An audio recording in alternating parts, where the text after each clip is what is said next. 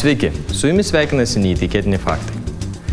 Nors šių dienų futbolo klubo Barcelona žvaigždė yra Lionelis Messi, tačiau garsajame katalonų klube yra žaidęs ne vienas garsus žaidėjas, įėjęs į klubo istoriją.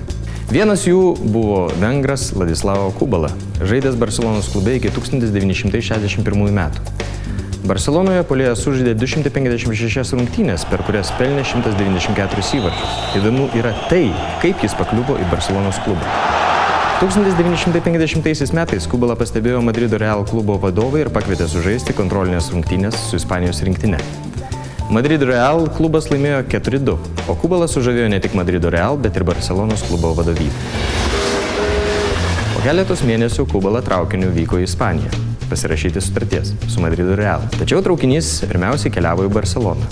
Traukiniu taip pat keliavo Barcelonos klubo vadybininkas Pepe Samitier. Kadangi Kubala buvo ne visai blaivus, jis nelabai suprato, kur važiuoja traukinys.